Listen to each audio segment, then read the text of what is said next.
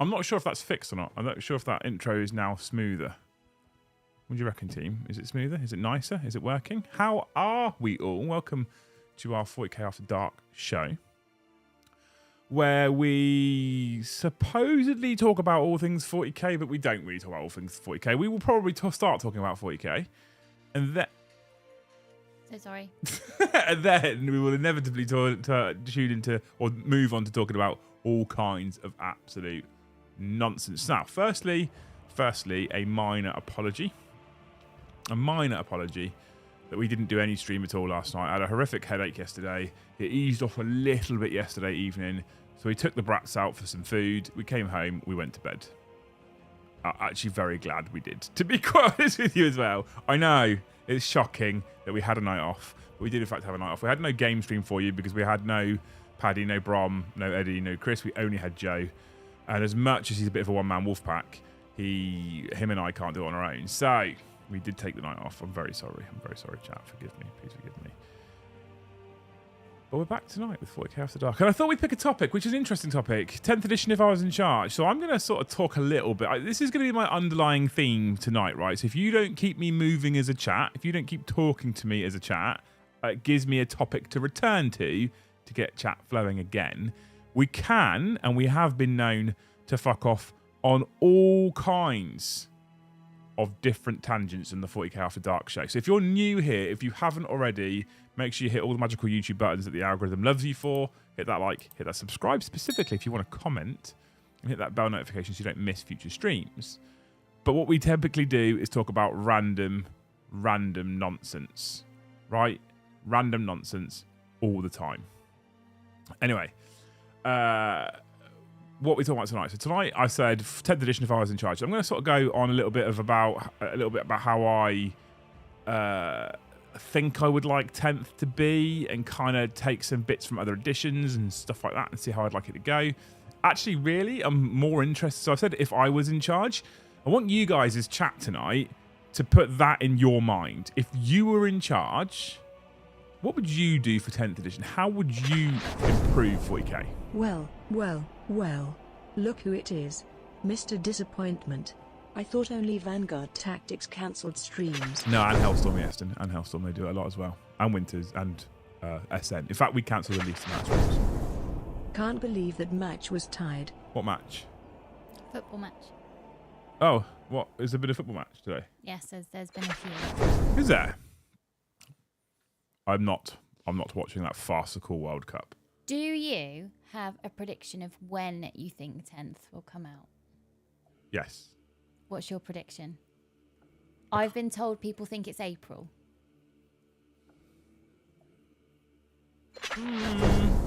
Evening Liam and Luce.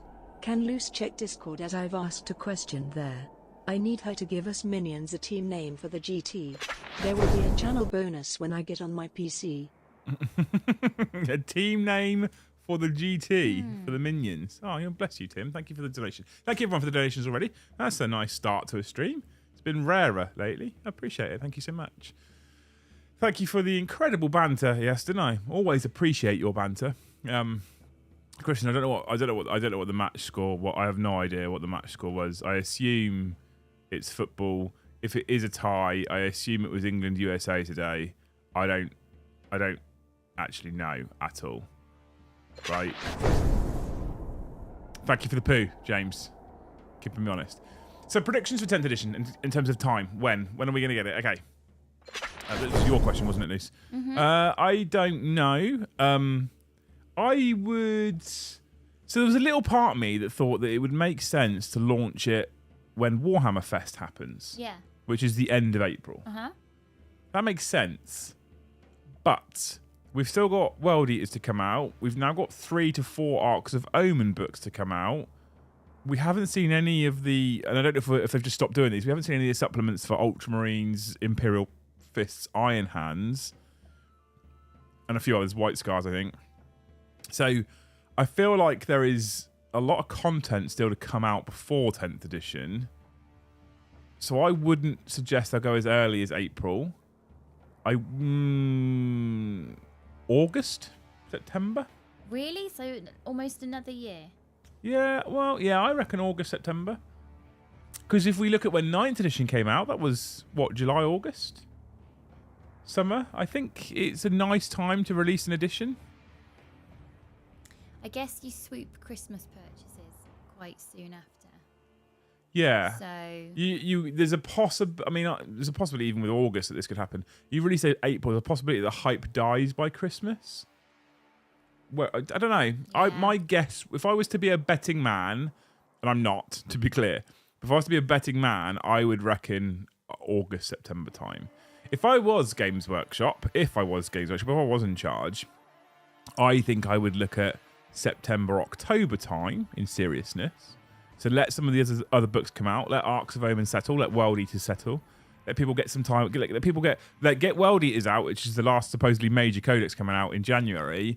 If you put that out in January and then you didn't release your new edition to October, you're giving people 7, 8, 9 months of the edition out with all their codexes before you're changing up the edition. There's less feels bad.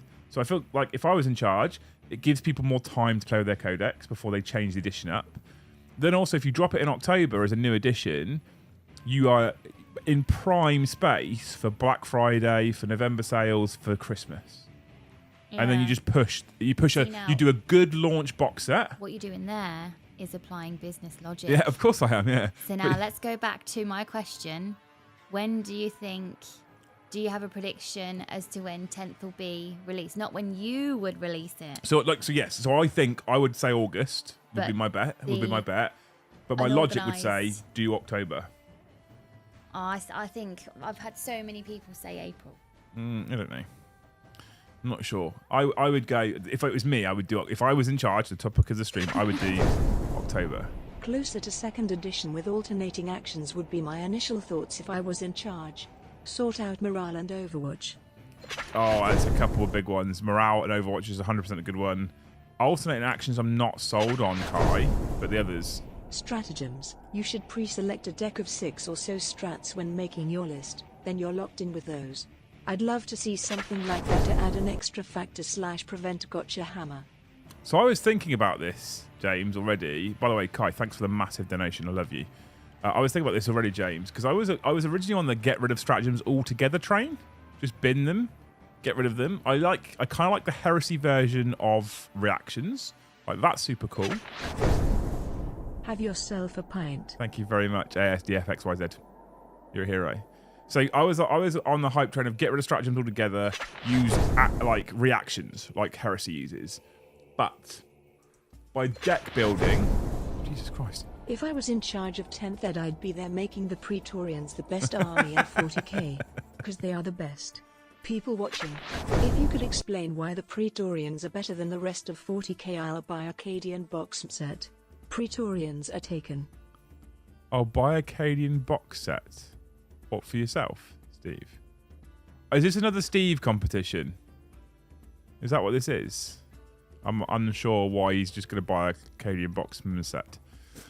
Thank you, Eston, as well, your hero. Gifted 5 memberships. You're a fucking legend. I need to change my membership total thing. Thank you so much, you hero. I really appreciate gifted memberships. If you've been gifted a membership and you have been the Andy the Tech Dad, Ulf Bernstedt, Chungus the Wondus, great name, Norse Monkey. If you guys have been gifted memberships and you haven't used one before, make sure you make use of it. So get yourself access to Discord.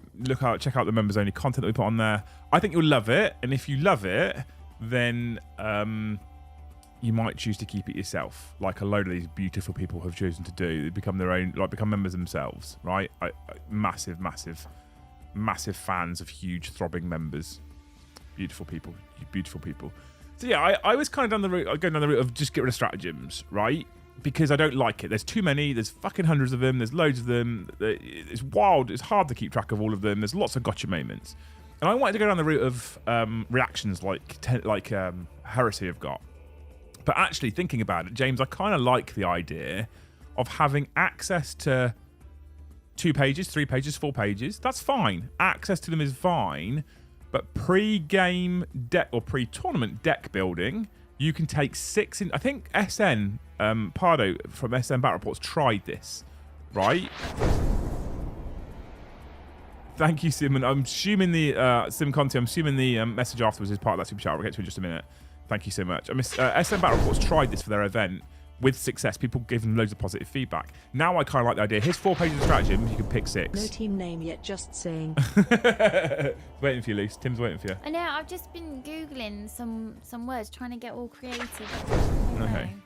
What Paddy and Joe and that use, they just call themselves Liam's Lizards. Yeah. Are you planning to shill for Advil now you had a migraine last night? I didn't have a migraine. I just had a bad headache. Thank you, Kai. I just had a fucking bad headache, quite honestly.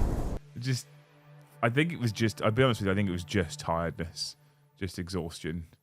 So yeah, I love the idea of having 4 pages of stratagems, right? And you can pick 6 or 5 or whatever it might be. You can pick 6 or 5. That's cool. There was another suggestion that I heard where you pick 6, but they're all 1 use per battle.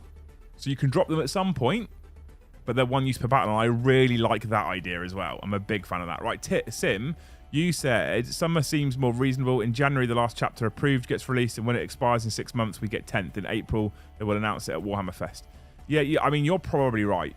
In all seriousness, logically, you're probably right. Announce it April, release it 2 months later. Kind of how Heresy worked, I guess. I wouldn't be surprised. So Steve said he'll. Okay, all right. Hang on. Watching a few minutes behind. I think having a pre-selected amount of strats would be a good idea for 10th. Currently trying it out in a Crusade campaign. Much smoother and easy to manage. Yeah, absolutely. Fucking hell. Super chat your answer and I will see why it's the best. Praetorians are the best, so why do you deserve a box set? I'm only asking because I'm Right, curious. I'm going to add some context to this nonsense. So Ginger Steve's starting another fucking Ginger Steve giveaway. Amazing, right? So what he does when he's bored is he makes you all dance for him. And Ginger Steve's not very well right now. Ginger Steve's a bit poorly, so he needs entertaining people. But also what happened was Valrak said he wanted a Praetorian army. And you can't buy them anymore. They're only available. They're old metals. And then he took the piss out of Steve for something. So Steve then bought every available metal Praetorian from eBay. Just so that Valrak couldn't. Just literally genuine. Steve, That correct me if I'm sounds wrong. like sibling stuff. Correct me if I'm wrong, Steve. But that's what happened, isn't it? Valrak upset you, so you bought all the eBay Praetorians. And now, because he's done that, he's going to have to lean hard into it. So now he wants Praetorians to be the best. So what he's asked you to do is super chat. What did you say, Steve? Hang on. Where was your last fucking super chat? Oh, I've lost it already. Hang on. Oh, here it is. I'd be making Praetorian. Oh, hang on. 10th equals improved accessibility for new players. 100% Laura, yes. People watching it, if you could explain why Praetorians are better than the rest of 40k, I'll buy you a Cadian box set. Praetorians are taken. There you go. There you go. Fucking hell, Steve. I love you. Praetorians are the best because they can reenact Rourke's drift in space. Enough said. I love the fact that a lot of people go in space. And she never doesn't play the game, does she? Doesn't play the game. Right, so fucking brilliant. Hamper said, okay, you were talking about your Crusade stuff. Yeah, I like the idea of deck building stratagems. I actually really like the idea of making them 1 use per battle. So you can, even if you took 10, each one's 1 use per battle. So transhuman, how much do you hate things like transhuman every turn? Bet. We box in Jan with full release in late February/Mar 10th edition, shown in April, released in July. I would make 40k more like HH. That won't happen because the 2 games need to be different. Yeah, I agree. The 2 games do need to be wildly different, which is why I think they will make it separate. I think they will make it different. Heresy as a rule set, I actually am quite a fan of. The way in which it was laid out. Here's some negative feedback for Games Workshop. Whoever laid out your Heresy rules in your Heresy books, sack them. Because it's awful. He must have been drunk when he did that. And whoever signed off on it, sack them as well. Jesus Christ. One of the worst set out laid Praetorians, because you never know when you might run into Zulus. in space. Thanks, Michael. Amazing. So yeah, get rid of the people that laid out the rules. It's awful. If only you had access to a GT to try strat decks. So this is the thing though, James, right? You are correct. Us beautiful people at Deployment Zone here run our own GT every single month. So we could conceivably do things like, okay, you have to build a stratagem deck. That's what you've got to do if you want to come to our GT. However, we offer ITC GT points. So realistically, what we should be doing if we're offering ITC points... Praetorians are the best because they wear the spiffiest helmets. Presentation is important. What we have to do really is follow Warzone Nephilim as is if we're going to offer legitimate GT points. Legitimate GT points. Simple, they are our army Valrek does not and cannot own. Smiley face. Ghast, you might just want it there already. I don't really like Praetorians, Steve. I have stumbled across Quora. What's that? It is the holy grail of people having a bitch on the internet. Was that on Facebook? I might just check out and stay on this website for the rest of stream. It's amazing. Stop chucking those thing spears at me. Anonymous Praetorian. Steve, have you got a favourite so far? I want to know which direction you'll go with this. Has it got to be serious or funny? I like Garci's answer. They are mine. This is my army now. Teach me the law. You can make it up. I won't stand there and chant Zulu though and look like a racist. Anymore. Finish that sentence with anymore. Gordon Fenton, as a new player, you have so much to remember. I would simplify it and remove a lot of the modifications, e.g. Lord whatever has Ballistic Skill 4+, but carrying the sword of whatever is now 3+, because he is within 1 inch of a 3-legged orc. He's now 2. Yeah, right. So... There is an argument there's an argument for and against complexity in 40k, right? The argument for complexity is it allows a wider diversification of what things can do and how they can do them and how you can build your faction force army. And therefore, it allows a lot more independent sort of characterization of your force. You can make it more your own. You can choose which path to go down. You can tell the narrative of your particular faction. You can choose how your characters work and how different they work to other people, etc., etc. So in terms of complexity in that regards, it offers a more diverse experience to a point as a game. To a point, right? I'm not saying it is better. Praetorian's best, already in dress uni for burial. So that's an argument for complexity, and it's about the only one I can think of. Arguments against complexity is the barrier to entry for new players is wildly high compared to where really we want it to be for this hobby in general. And I'm not saying the barrier to entry on this one needs to be floor height, so you can just step over it and everyone can just play and win straight away. But you do want it to be attractive for new players. Bringing Luce in now on a 2,000 point game of 40k would be an absolute fucking nightmare, and it just wouldn't go very well because it's so complex and there's so many rules. She's not stupid. She plays lots of board games. She's very clever. She teaches my kids maths.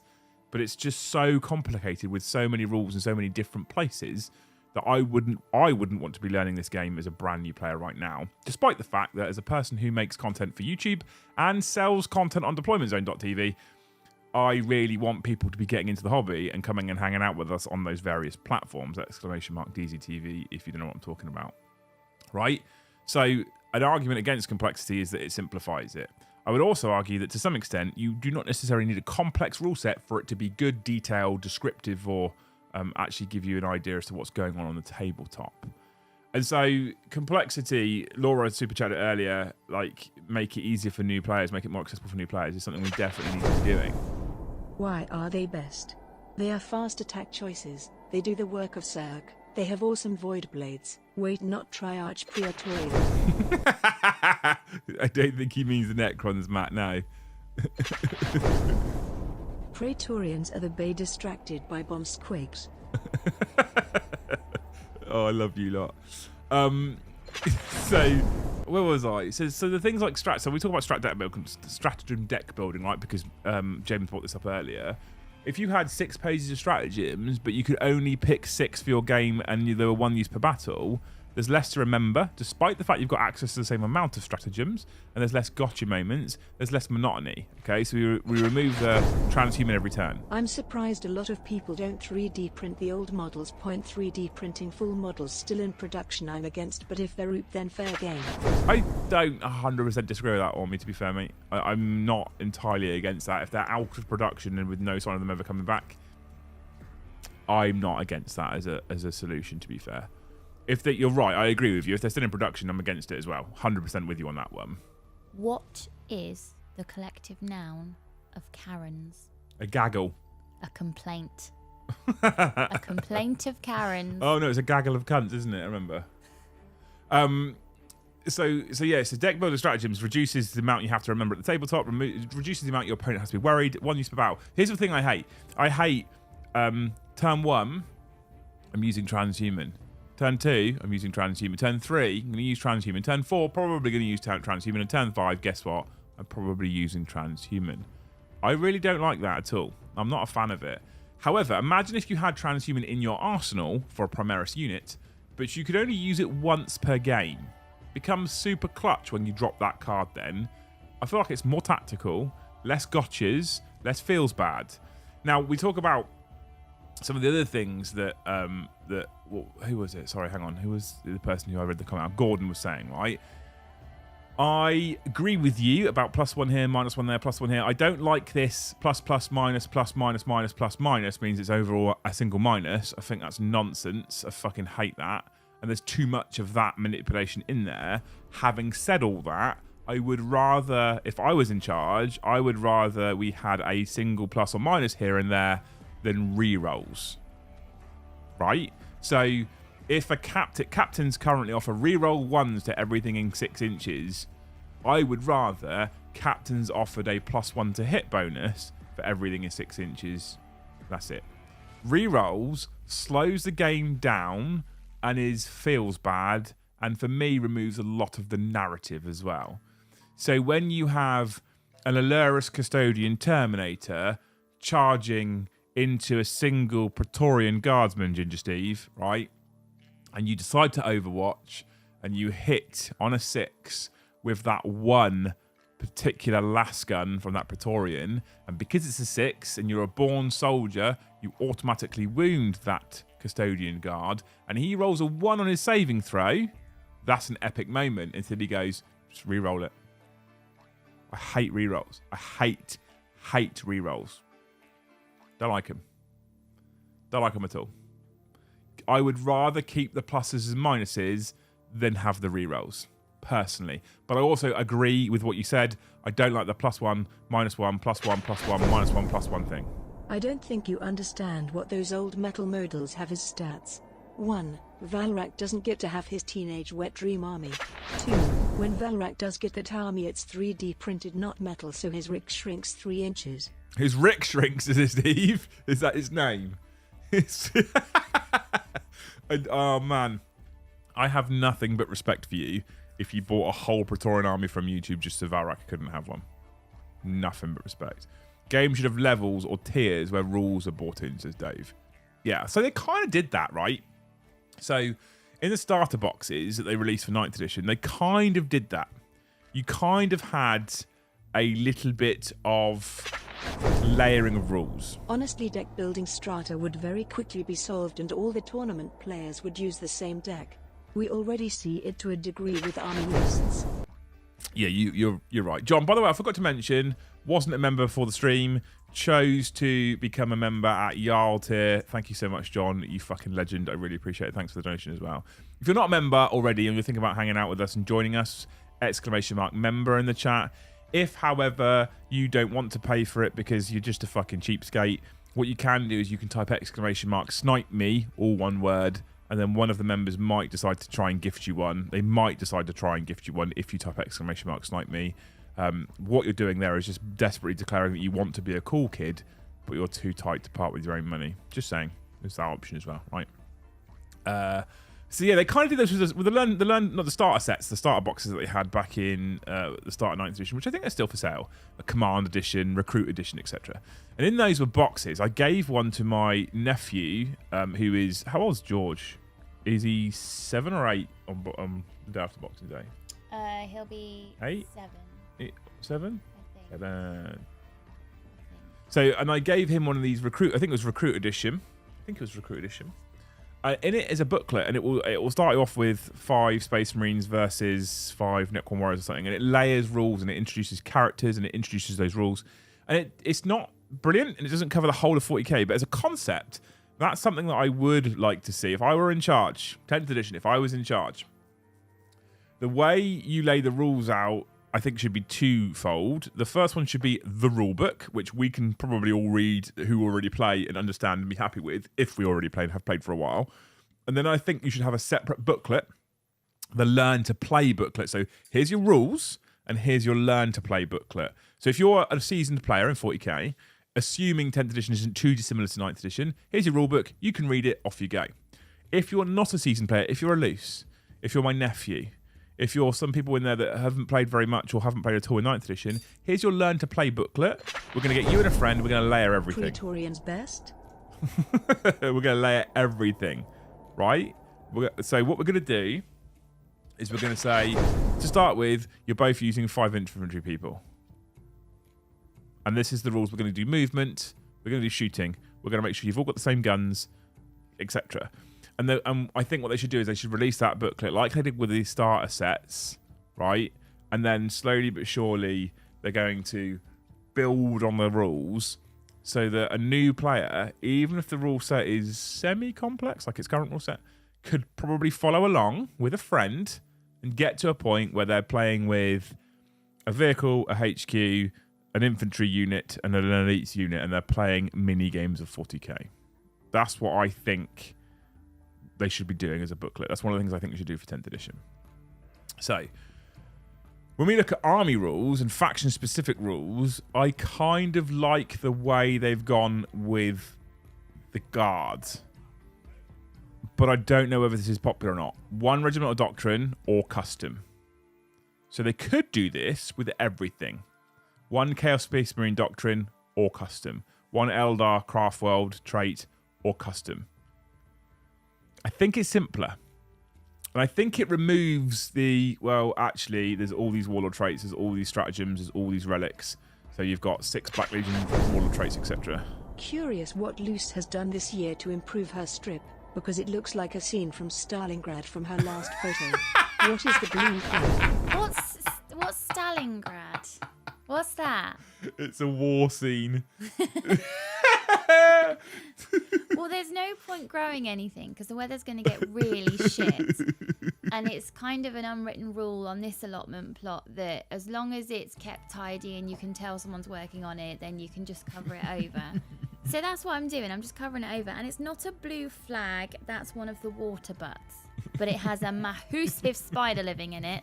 So we're just walking past it. We're not going to touch it right now. As an Ultramarine player, Mikey says Seal of Oath +1 Gullyman plus Gullyman can give you an insane reroll bubble. Really slows the game down, but it's also the only thing that makes Ultramarines competitive at the moment. Yeah, which sucks though, right? And the slowing the game down. Here's another thing. So I know we're presenting, and I know we're talking to you guys in chat, and I know we're trying to be entertaining. And I know sometimes it's even harder because Joe doesn't know what day of the week it is. But we play weekly. At least once a week, most of us. Joe and I, sometimes 2 times a week, sometimes 3 times a week. So we're seasoned players, right? Essentially. We start a game stream at 7:30 in the evening. Now, I always want to, by 8 o'clock, be playing. Half an hour for intros, with including talking through armies, should be enough. Sometimes we get it smashed out in 15-20 minutes. Sometimes it takes us the half an hour and we get to 8 o'clock and we should be rolling dice. Sometimes at 10:30, we still are struggling to finish and we're 2 experienced players who know this game quite well. Because things slow the game down. Rerolls and auras and buffs and bubbles and command phase abilities. Like, I'm not a fan. Controversial. I don't like the command phase. Never used to have it. I don't like it. It's a bollocks admin phase that I don't like, personally. If I were in charge, here we go. This is the theme of the night. Oh, Praetorians best cause the planetary defense against the Orqua numbered about 700, human and abhuman, and they held out until the Talon arrived. Oh, Dan, welcome back to the channel as a Scold, you absolute legend. Thank you so much for joining us. Matt, thank you for trying to win that box set from people. Ginger Steve, people want that Cadian box set. What did you say? You're going to buy a Cadian box set for everyone that super chats? Is that what you said? So what was I saying? So yeah, command phase, admin phase. I hate it. What's the fucking point in the admin phase? I'm going to give them rerolls and I'm give them that. I tell you what, get rid of all that shit that happens in the command. Why do we have it? It used to be move, shoot, charge, fight, right? And you would do. This is the other thing, okay? And I would go back to, so here we go. We're going to start dialing into specifics now for rules. I would go back to some of this. So psychic stuff, if I remember rightly, used to happen in the shooting phase. Your psyker, your witch, could do a shooting attack or a psychic. I think we should go back to that. I don't like the movement. Command phase, admin bollocks. Movement phase, okay. Psychic phase, just in case. Shooting phase, charge phase, fight phase, fucking morale phase. Just bollocks. It's just so much now. You don't need 74 phases a turn. Praetorians, as in God, best? Now they're a bit crap. Melt them down and recast them as Yetis. So, I do quite like the Praetorian aesthetic, to be fair. I just don't want Steve to think he's the cool kid. So yeah, I think scrap the admin phase, get rid of it. If you get rid of all these stupid command abilities that exist, you don't need it. You just don't. You score your objectives at the start of your movement phase. It's the same with scoring at the end of your command phase. You score at your start of your movement phase. Get rid of the command phase. Get rid of it. Get rid of this. Like AdMech players, right? You cannot tell me there's an AdMech player out there that likes that unit ignores AP -1 and 2. That unit is going to get this bonus. That unit is going to get this bonus. That unit's going to get always fights first. It's just dull. It's dull shit that you have to remember. Not only do you have to, in your psychic phase, not only do you have to remember to do all these things and give them the rerolls and give them the ignore AP -1 and give them the ignore cover and do all that shit. Then you have to remember to do all that stuff. Once you remember to do it in the admin phase, you then have to remember what you've done in the fucking game. Who did I put that reroll on? Who got the +1 save? I've just rolled all my saving throws and I forgot that you were -1 to hit. Too late now. How many of you, hands up in chat, how many of you have rolled a bunch of attacks with your opponent's rolled a bunch of attacks, and at the end of those attacks you've gone, that unit was -1 to hit? Or something akin to that. Hands up. How many people have done that? I reckon there's going to be a lot of fucking hands up. And if there's a lot of hands up, that makes it a shit set of rules. Sim, fucking 100%. 10th edition needs to make the game simpler without being simple. 100%. Exactly that. It's a hard one to get right, but yes, I completely agree with you. Completely agree with you. What's your favourite Christmas film? Die Hard. I feel like you just say that. One of the things I would change is roll first, then decide what you want to do. Don't make someone spend time deciding to then roll a dice to decide. Yeah, absolutely. Look at all these hands up there. After playing Darktide, I just want an army of Ogrins with thick northern accents, not these Praetorians. That sounds incredible for me, though. I dig that. Look at all these hands up. Look at this. Morale phase needs to go away thematically. It doesn't apply to most factions. Necrons, Tyranids, even Marines with they shall know no fear. Morale needs to go away. Morale just feels bad right now as well, right? It's just a shitty feeling when it happens. I'd change invuln saves. Some come from shields and some a divine blessing, and a giant laser shouldn't penetrate to divine blessing. Agree. Thursday agree. 100% great name, by the way. Look at all these hands up, right? Look at all these people who have either put hands up or said I have. If that's going on frequently, it's a bad rule set. You cannot tell me that all of these people with hands up are bad players. Bollocks. It's a bad rule set. It just is.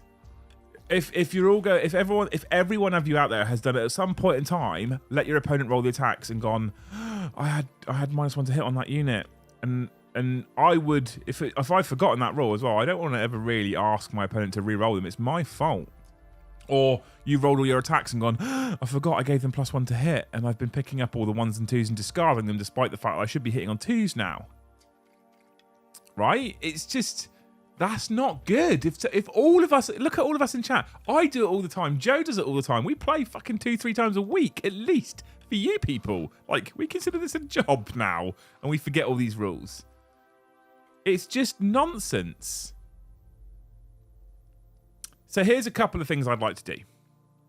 And some of them are more complicated than I'm about to comment on, right? So bear with me, because I don't have all the answers right now. If I was in charge, striking scorpions would get new models and Custodes would have a heavy support troops choice. I love the way she says Custodes. Thank you, Big Ron. Anyone who super chats Custodes is a winner in my book. An absolute winner. My Kroot army has movement, shooting, charge, die, morale phases. Don't take away the morale phases. It's the time I pack my army away. If you have a Kroot army, Matt, then you are also one of my heroes, by the way. Although you didn't make her say Custodes, because I love that when she says that. She turns into a shit Geordie for a minute as well. Who's this guy? Who's what guy? In a minute.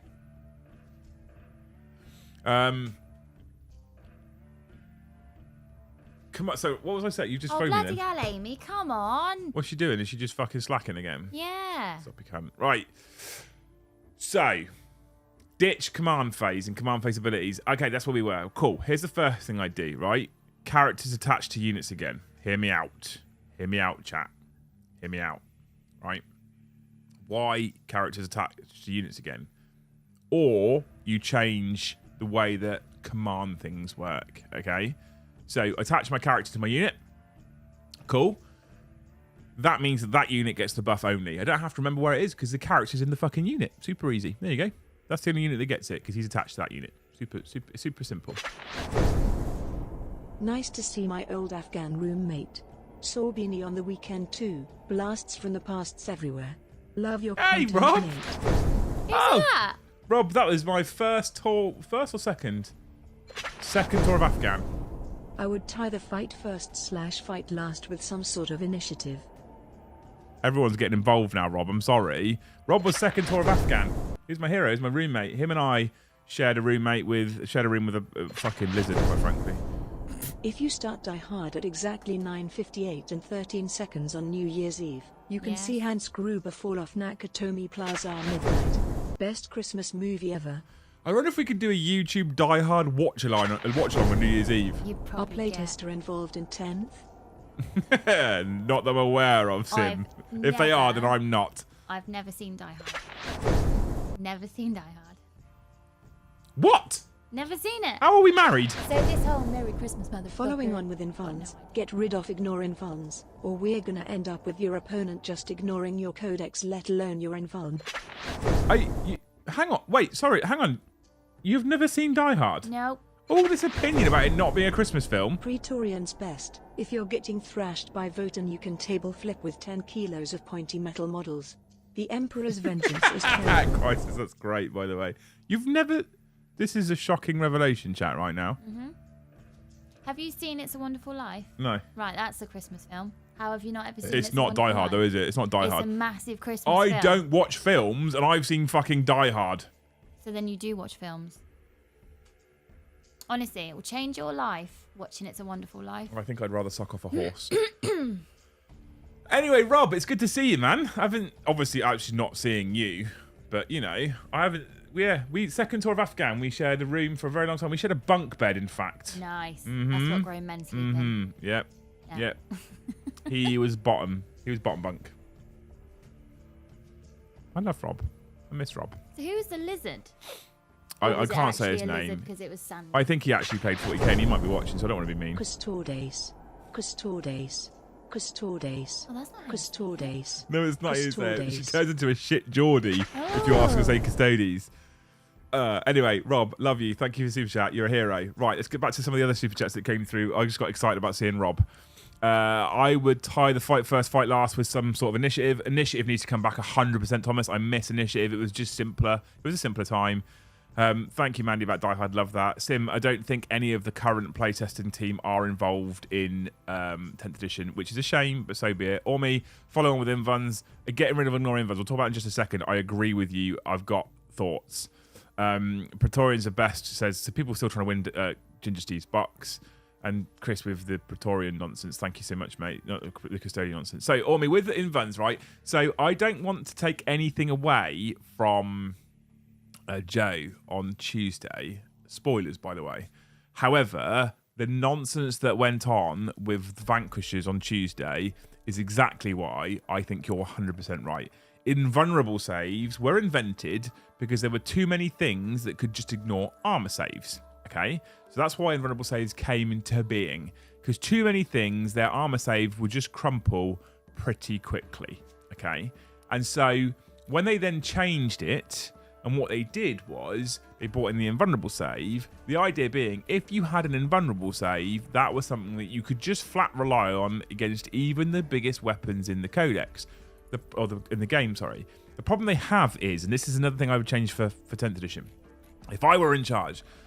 The problem they have is the arms race has continued and continued and continued. And not only has it continued on the offensive side of things, but it's also continued on the defensive side of things.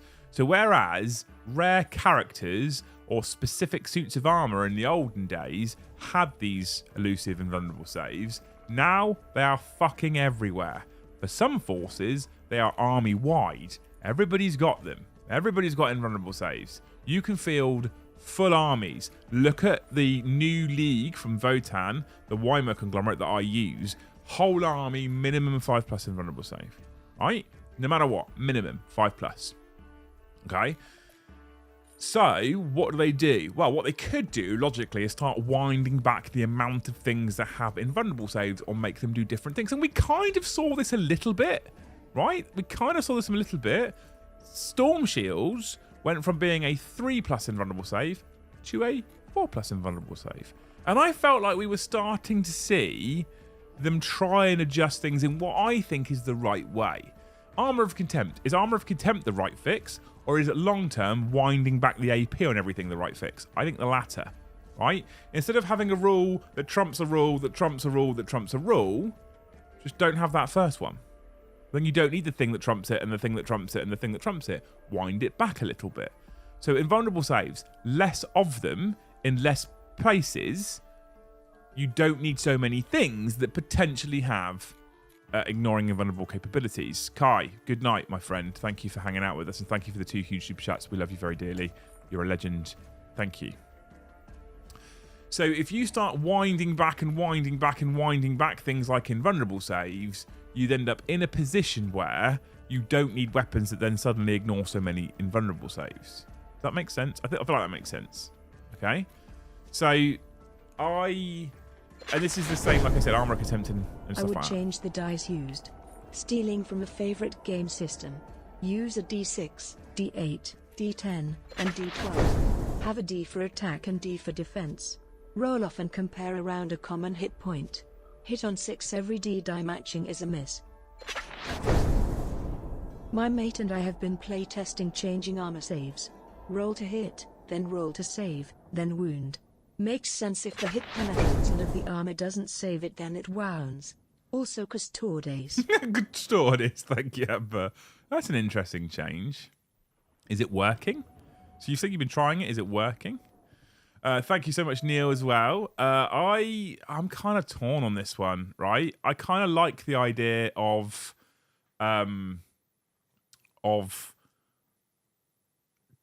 D10s because it gives you more granular control of the results, so you're not relying on a simple D6. And that I feel like often why we have all these pluses and minuses and negatives and modifiers and arms races is probably because we base the game around a D6. But for me, 40k has always been so classically D6. I don't know if I'd feel like it's the same game. Interesting.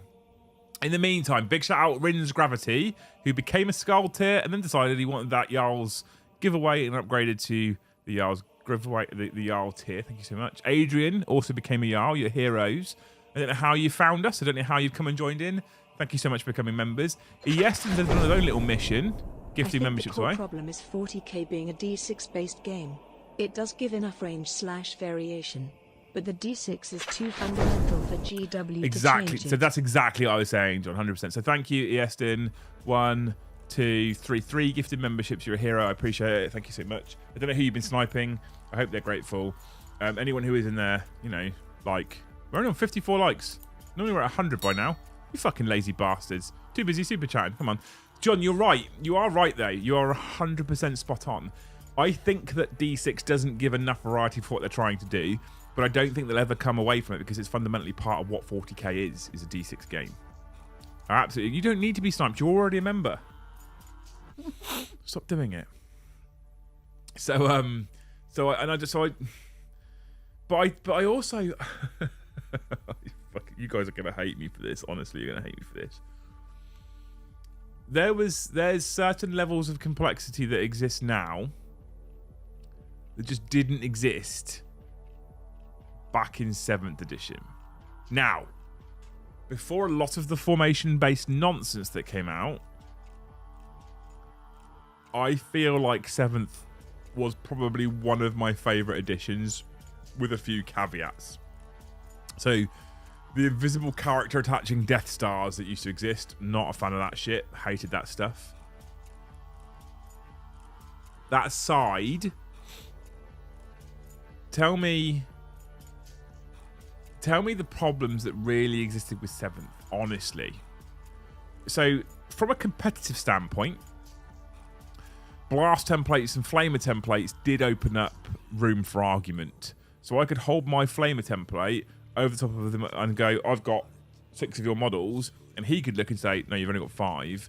That's a bad point. But I personally believe that this edition, this game, 40k, shouldn't inherently be just based around match play. Personally, I think it should be more than just that. I think it should be a narrative game that tells a story. I feel like that one of the reasons why we are where we are with 40k right now is I feel like we've lost that core understanding of what it is to be a 40k player. And it's shifted, right? The focus has shifted. If I were in charge, back to the title of the video, I would want to drag it back into the realms of being a game that's built to tell a story, right? And there's things like, do you need so many armor? Do you need so much invulnerable saves in the game if you still have AP system that exists in 7th edition? So if you don't know AP system that exists in 7th edition, it's quite simple. Chisis wins the Praetorian competition. Oh, the ladder box set. DM me on Discord with your address. Cheers, mate. That means Steve's tired now and he wants to go to bed. Thanks for people joining in there. Thanks, Steve. Thanks for doing a giveaway. Crisis, get in touch with Steve in Discord. It'll probably be called Praetorian Steve by the end of that. So in 7th edition, let me talk about armor in 7th edition, because armor also works this way in Heresy as well, right? So if you have a 3+ armor save, you're a Space Marine, right? You have a 3+ armor save. Cool. Okay. AP is a number. AP2, AP3, AP4, AP5. Cool. Right. AP4 shoots at a 3-up armor save. You still get a 3-up armor save. It doesn't change. AP5 shoots at a 3-up armor save. You still get a 3-up armor save. AP3 shoots at a 3-up armor save.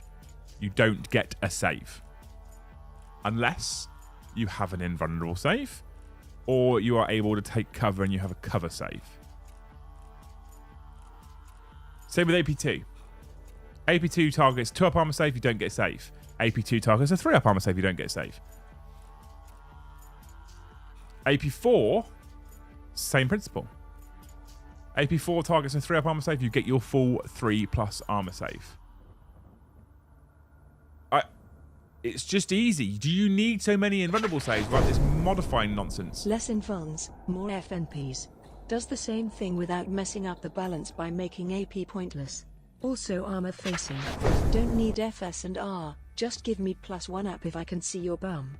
Reward You can have +1 AP if you can see my bum, Gavin. That's fine. So I prefer that AP system. I genuinely much prefer that AP system personally. I think it's just neater and it's tidier. Armor of Contempt becomes irrelevant. You don't need a whole rule to fix an army save. If you make sure the majority of standard small arms out there are AP4 or 5 and not AP3, Marines suddenly become tanky fuckers like they should be. This change of the AP system, it makes it too...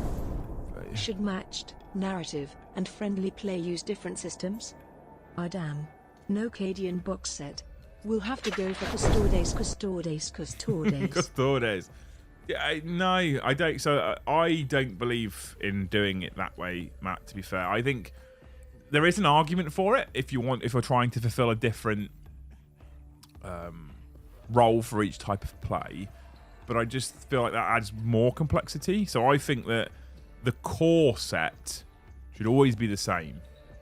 We actually also had a bit of a golden time in 8th edition. So again, I think that I still don't like the -1 AP and +1 AP and -1 ballistic skill and +1 like we had in 8th edition. But it kind of worked.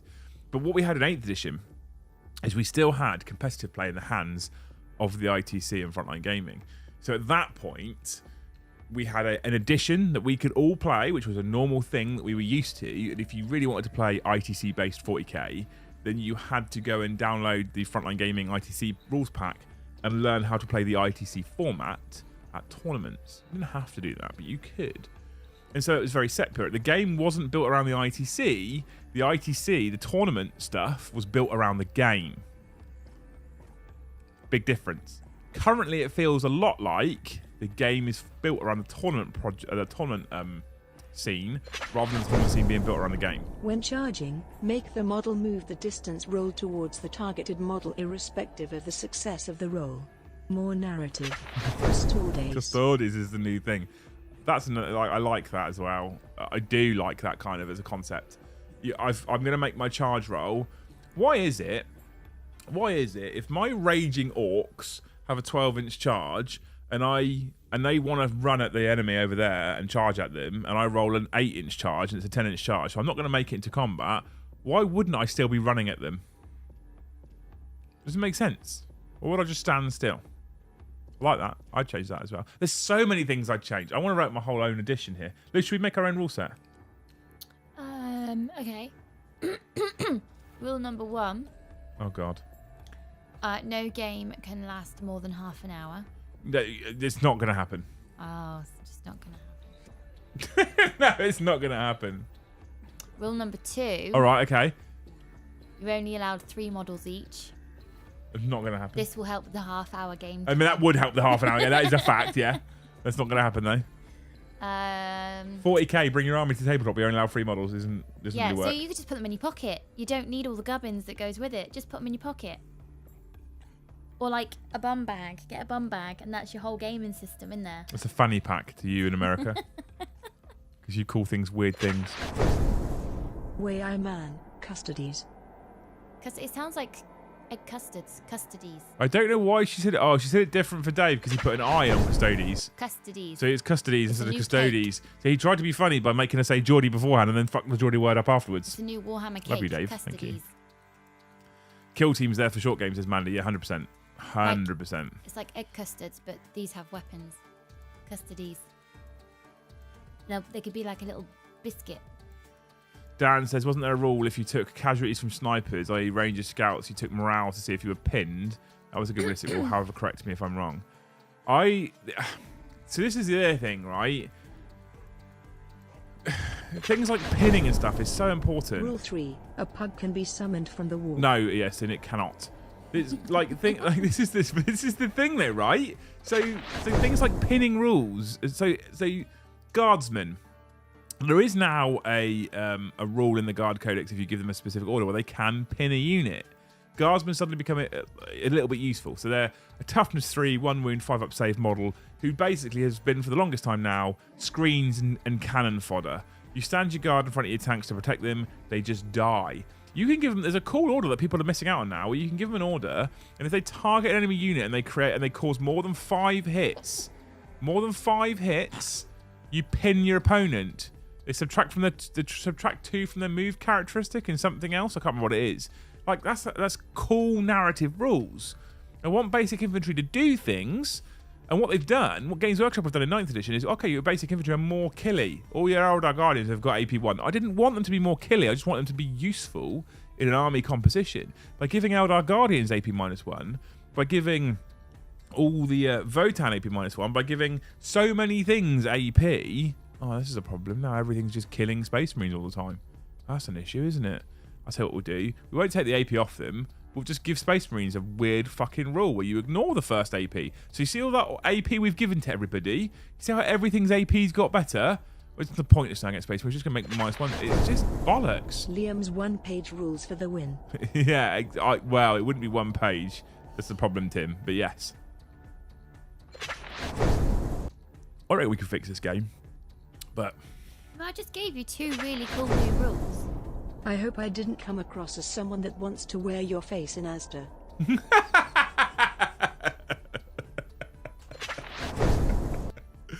Oh, Gorski. I'm not even going to give that a super chat context. I'm just going to let that sit as it is. And chat can be like, what the fuck is he on about? That is beautiful as a super chat. Thank you so much. It was a pleasure to meet you, my friend. Thank you. No, you're fine. You're safe. Rep and strength, 12 touches, instant death. Bring back instant death. 3 models. Mastodon and 2 Hell Talents versus 3 conscripts. Thank you, Matt. Seems fair. The weapon strength, twice toughness, instant death. I missed that, Stephen Burden, 100%. 100% I missed that. Absolutely. That's things like that, right? It's just... the fear I have is a lot of the changes to the rules I'd make would put us almost back in 7th edition. Almost. Not quite, but almost. What, did you only have to bring 3 models in 7th? She's here all night. Hopefully boarding actions will help with a simple short game. Great for game intro, hopefully. Would like that to stay in 10th. Agree, 100% Hamper 92. Completely. Bring back Overwatch, where you put a unit on Overwatch to shoot in your opponent's movement phase. Great for tactical play. Yeah, so this is how I would do Overwatch. I don't know how I would do Overwatch, actually. So I didn't like the edition where everything is just Overwatch all the time. I hated that, especially as a player who predominantly prefers to play melee armies. But I also don't like the 1 CP you can do it once somewhere. It feels a bit naff. This is a tough one for me to answer. But there's something we can do there, I think, to make Overwatch a bit better. I'm not sure exactly what. Now, you could arguably, maybe you could go back to everything can fire Overwatch no matter what, unless it's already within engagement range. But you can never get better than a 6+, and you can never re-roll. The only way you can get better than a 6+ is if you put your unit in Overwatch at the end of your movement phase, at which point it can't shoot in your shooting phase, but it can sit there in Overwatch. I don't know if that's better or worse. I don't know. So I don't know. I mean, I'm not an Overwatch fan as a melee based player. I'm not an Overwatch fan at all, actually, to be honest with you. Because if you think about, let me think about it this way, right? So typically, you're going to make it in combat in turn 3, typically. Sometimes you get lucky, you can get turn 2. Sometimes you get super lucky, you can get turn 1 charge, right? So turn 3. Let's say I'm going second with my melee army, okay? I'm going second and I'm facing a gun line and I've got my melee army. I've got my World Eaters. Turn 1, you get to shoot at me. Turn 2, I get to move towards you. Turn 2, you get to move back a little bit and shoot at me. Turn 3, I get to move to, turn 2, I get to move towards you. Turn 3, you get to shoot at me a little bit. Turn 3, I get to charge at you. Turn 3, I charge at you, you get to Overwatch. That's bollocks. You get 4 shooting rounds at me before I've even managed to make it into combat. If anything's fucking alive at the end to make it in, I've got 1 or 2 blokes. Charge in the move phase. Still get assault weapon. Charge in the move phase is an interesting one as well. Yeah, okay, I kind of like that. It slows down assault armies, I guess. But what would you do? Would you still keep it the same? Or would you say a charge in the move phase, you have to be within 12 inches to declare a charge in the movement phase, and it becomes D6 plus 6 inches to make it more reliable? There's so many things. If you think about the current edition of 40k, there's so many things that are just a bit shit, aren't they? Actions. I fucking hate actions. I hate them. I'm gonna spend a lot of time, effort, and money on my unit. And I'm gonna deploy my pretty unit on the tabletop. And what I'm gonna do is I'm gonna move into this corner of the board, and I'm gonna retrieve Nephilim data. So what that means is, at the end of my movement phase, I'm gonna stand there until the end of my turn. Cool. Super fun. Super interactive. Hate it. Absolutely fucking hate it. Hate actions. Hate how many stratagems there are. Hate the command phase. Get rid of the fucking command phase. I'm actually kind of with Mandy as well when she said earlier, scrapping morale. I kind of get pinning tests and things like that. Morale as it is currently is just fucking dreadful. Oh, I've lost so many models. I'm going to run my morale. Oh, another one dies. I've got to do combat. This is the other thing. Why is it? I don't want to start ranting here. Why is it, right, with 10th edition, with 9th edition, sorry, with the evolution of editions, why is it that we've managed to get to the 9th version of 40k and somehow, things are getting more and more and more complicated? So morale checks used to be like, I can't remember exactly how it worked, but it used to be you rolled a test and you failed or you passed. Job done. And if you failed, you fell back. And you fell back a range, like 6 inches or something. I can't remember what it was.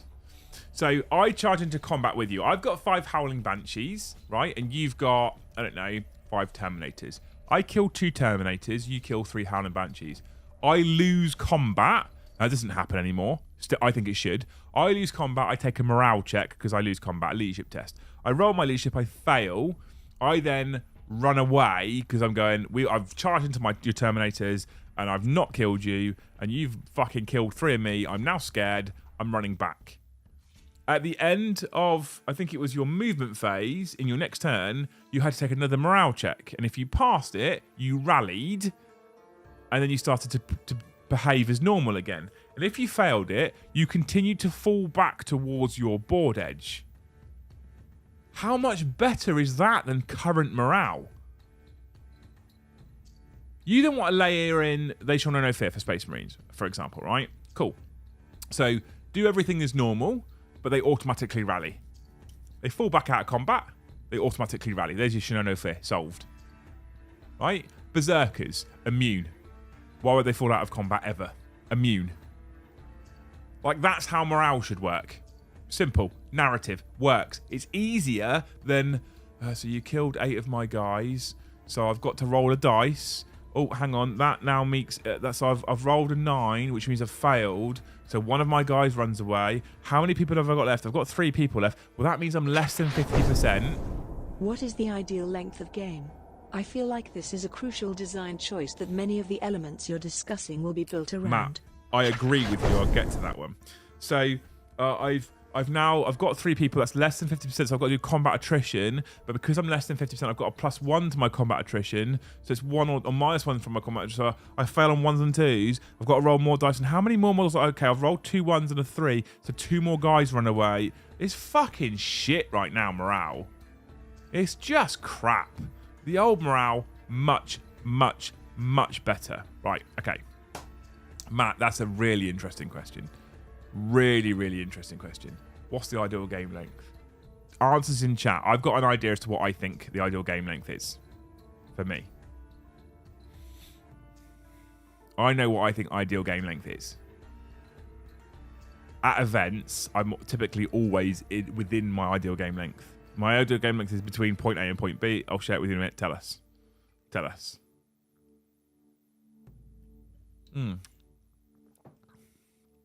It used to be pass test, stay, fail test, run, and then you still have to take a test to see if you could do anything. Exactly, James. Much preferred that. 2 hours including setup, says Liam Hobbs. Interesting. Hour and a half for a game, says Demon. Hour and a half is interesting. 2 to 3 hours, says Oliver Logan. Okay. The current morale system does give those narrative heroic moments when a roll of 1 comes up. The law, yeah, but that's rare though, John. That's the thing, right? 1.5 to 2 hours. 5 turns for me, says John Brickett. 2 hours, says Colin. 1 hour 45. 2 to 3 says out Logan. 1 to 2 says Vex. Interesting. 2 hours after setup. 30 minutes, obviously, says Toxic Hubs. He's on Lucy's side. 2 hours playtime, 2 hours, 2 hours. 3 hours is my attention span bad. The 3 hours-ish, my attention span is bad. Watching was 2 hour length, says JT last tournament. Okay, interesting. 2 hours play. So 2 hours is the common thread. Common thread. So I reckon my personal is between 2 to 2.5. 2 to 3 Broms, says Ozzy. I think 2 to 2.5 hours is perfect, right? I think more than 2.5 hours, and I'm sort of including a little bit of setup in there as well. I'm thinking more than 2.5 hours is fucking can get tedious. If you said 2.5 hours where your first 15 to 20 minutes is setup time, I think that's perfect. By setup time, I mean talk your opponent through your army, put your army on the table and deploy it. Do your deployment. I can't. Do you know? Here's something I miss. Right, tournaments. How much do I hate the you go I go deployment? Ugh. Morale I genuinely struggle with as I struggle with working it out. I roll a 6 and lost 3 guys, which means I lose X number of models. It's hard. Morale's shit currently, Matt, to be fair. I think, yeah, I hate alternating deployment. Is this just me? Is this just me? Where you go, I'll place this one unit here. What are you doing? I'm going to place this one tank here. Okay, I'm going to place this tank here. What are you doing? I'm going to play... Oh, fucking... Who's got time for that?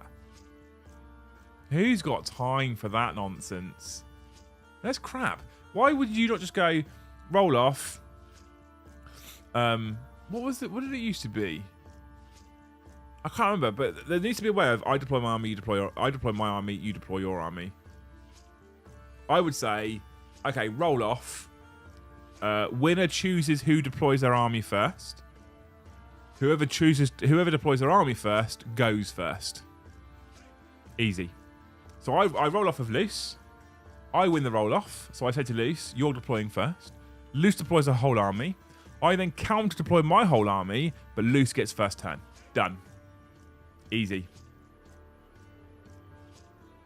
Easy, right? I agree on that point. Alternate deployment sucks, yeah. Not even Night Lords can make mod morale good. That's true. I find morale pointless when you lose that many models. You will only pass on a 1. Yeah, morale's shit right now. Cobra says, I play Heresy now, so all of your complaints have already been solved for me. So again, Heresy is I would 100% love the Heresy rule set to be the 8th edition rule set, but only when it wasn't laid out by a complete fucking idiot. That's like, Cobra, tell me, you can't tell me the way the Heresy rules are laid out in, for example, the Liber Hereticus book and the standard rule book make it an easy or nice experience. It just doesn't make sense, right? It doesn't make sense. I think a lot comes down to game packs. Deploy first, go first is how it used to be in 3rd or 4th edition. Yeah, I thought I remembered that right, Kevin. Absolutely. Deployment takes as long as first turns, as Dominic Benson. Yeah, it does. I agree, Liam. That also prevents the whole analysis paralysis and bogs down deployment. I dread to think. Oh, I'm running a GT the next 2 weekends, right? Deployment Zone run a GT every single month. If you check out the Deployment Zone, I'll show you this in a minute, people. So hang on a moment, I'll show you this. But GTs, we run GTs. The amount of times we'll say, timer on, go, first turn begins. We give our players 2 hours and 45 minutes to play a game of 40k, a 2,000 point match play game of 40k. I dread to think the amount of people that are still deploying when I walk around the first time and I think to myself, you should be on first turn. You're going to run out of time because deployment takes so long. Like, it's nonsense. It's fucking nonsense. I roll off, I win, so I'm going to pick for you to deploy first, so you get to go first. Or I pick for me to deploy first because I'm comfortable that I can deploy and you can't counter deploy too hard, but then I'm guaranteeing myself first turn. Although I do miss the old seize the initiative. I miss seize the initiative. If you don't know what seize the initiative was, we'd roll off. I'd say you're going first, or you're deploying first, which means you're going first. But I then had a chance to roll a dice, and on a 6, I seize the initiative, so I deploy second, and I get to go. Right? Alternate semi-random unit actions like bolt action. I think that bogs it down too much. Although it's kind of interesting. That also prevents the whole analysis part. We've done that one already. You're a hero. Demon Benji, bring back old vehicle profiles and template markers. Yes. Think about it in entertainment terms. Football matches are 90 minutes. Most movies are 90 minutes.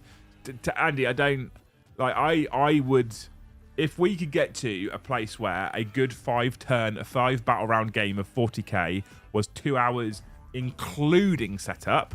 So let's say 20 minutes to deploy, talk through your armies, etc., and then an hour and 40 minutes to play the whole game. I'm all about that life. Again, I also think this improves accessibility. More people are more likely to play, if that was the case. That's me, taking too long to deploy. See me tomorrow, says Tim. I'll come and help you. You'll be fine. Luce, we did a little bit of learn to play 40k. Yeah. What put you off? Honestly, what put you off playing? You can say Joe. It's hard to say. I'm a really active person, so I don't do well standing around and, to me, doing fuck all, because there's standing around, and while you're waiting for the other person to do their bit, you're just standing around, and it's just a bit like, and then the mind starts going of just not being able to switch off. A bit like meditation. Some people can, some people can't. I just can't. I just can't stand being not useful. So for it to be more interesting for you as a game, I'm conscious, people, right? Luce is not a new player as such because she's never played and she's still not a new player. We tried to do some learn to plays. She just kind of was like, I don't really care for this. So this is why I'm asking her opinion. So for it to be more interesting for you, you need to have interactivity during your opponent's turn. Yeah. Okay. I think so. Okay, that's interesting. Anybody else feel like that? Like, I think it's genuinely interesting because if I'm coming up against a big army, a horde army, I'm standing there doing fuck all for a long time. Yeah. So I get it. I actually understand. I genuinely get that as a. It's a really bizarre spectator sport as well, because if somebody has got a huge army, the other opponent is now on their phone. So it's like, what is this weird situation that's occurring? That one of you is bringing out, it may as well be 1 million models, and the other one of you's on your phone on Facebook. Neither one of you are talking, I guess because you can't talk because there's stuff going through your mind. And then, oh, okay, yeah, I'm done deploying, and then right now it's the next person. Now they've got a whole catalogue of stuff to go through. It is a bizarre game. Snakes and Ladders never takes this Incognito long. says, yeah, in some games it's horrendous just standing around. So but other people have experienced the same thing. But then I can't stay in like a recreational state of mind, because with that dead space, I'm now going through the housework. Do the boys need anything? Who walked the dog today? It's relentless in my brain. So it needs to be constantly moving so I don't get the opportunity to click back into housewife mode. Okay. I get that. I wonder if that's just a woman thing or... So in Horus Heresy, the new Horus Heresy rule set, they have a thing called, what do they call it? They call it, not activations, reactions. So whilst your opponent's playing your turn, so you're... Rude. Team name? Oh, Tim still wants a team name. So whilst I'm playing my turn, you as my opponent are watching what I'm doing, and you have things that you can do called reactions. So in my turn, if I do something, if I move that unit there, you can do a reaction potentially. You don't have to do it, but you can choose to do a reaction. Or if I shoot at you with a unit, you can react by shooting straight back at me.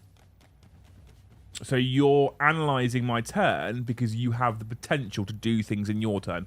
Would that be enough that you can react to things that I'm doing with your army? Or do you want even more interactivity in your opponent's turn? Well, you'd never get through your checklist. What do you mean? If I'm always reacting, surely you'd never get through your checklist because you're always tinkering it because I've reacted. Not necessarily, no. So the reaction, so you've got like 3 or 4 reactions that you can do. So for example, one of them is if I shoot at you with my unit, before you remove your casualties, you can use one of your points, your reaction points, to shoot that unit back at me immediately, and then you take your casualties off. So I already know that you have the potential to do that reaction. So when I make my choice, I'm making my choice aware that you can react. So I've already accepted that you might do that. But then what you're doing is you're going, I now think it's the right time to use my reaction. You might not use it. You might go, I don't want to use it. Actually, I'm going, I thought you'd use it there. I'm now going to shoot this unit, and you might react here instead. That's your tactical choice. So it allows you to give you, so it keeps you engaged because you're making tactical choices about when you're going to do things like reactions. But, and I don't necessarily know when you're going to do it, doesn't really stop what I'm going to do. There are occasions where I might go, I'm going to do this thing and I'm going to shoot at you and you react and you shoot at me and it goes really well for you. And I don't expect that, like, oh, fuck, that hurt. I'm now going to have to change my game plan slightly. But it's not going to take me ages to do that. I'm just going to change my game plan slightly. I don't know. All of my hobbies are pretty laborious. So I don't, like, so like my allotment, I could buy a bunch of machines that do it for me, or I could pour myself over that project and sweat to the bone over it. That's recreational to me. Game has been dumbed down, less turns, smaller board, less options within units. May. Okay. I don't know if I think that the wrong parts have been dumbed down, Raven, and then the wrong parts have been overly complicated. Does that make sense? Sorry, carry on. Yeah, so my allotment is like there is an easy street to it, but I purposefully don't. But I'm moving around all the time, and in all weathers I'll go up there because the reward is getting back and having a nice bubble bath. Whereas something like Warhammer, where I'm not physically spending that energy that I've got pent up. It's such a confusing hobby to me. Warhammer. Yeah. The Great Halls gaggle of see you next Tuesdays. That's a team name. That's a great team name, Matt. No, I get it.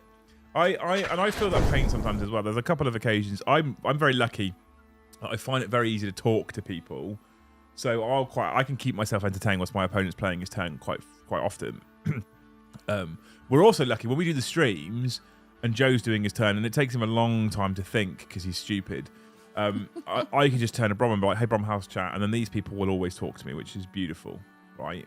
So they always talk. They always hit the right buttons. They're just incredible people.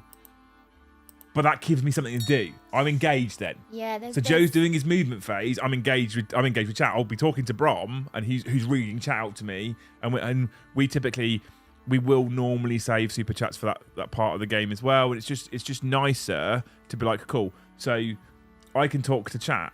Obviously, at a tabletop at an event, you don't have that, and you are at a tournament, for example. So you are watching what your opponent's doing, or you should be watching what your opponent's doing, so you can, in your turn, respond to what they've done with what you want to do to stop them from scoring points, to get you to score points.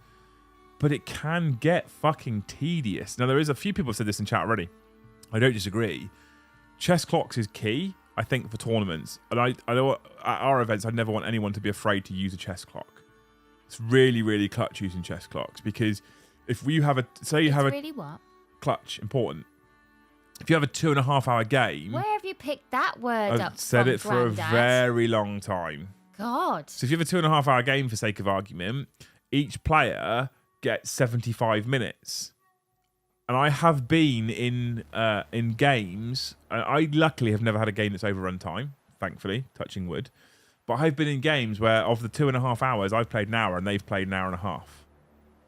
Now, I don't mind because I've never run out of time, but there is a potential feels bad moment that happens when you play an opponent who takes so long, and you're right, you're stood there thinking, fucking hell, I've got so much shit to do, and I'm just, and then your mind wonders. So much shit to do. Like I could have set a wash. Well, there's that, but there is that as well. Like you can get to a point where you just lose interest in what's going on at the tabletop. Yeah.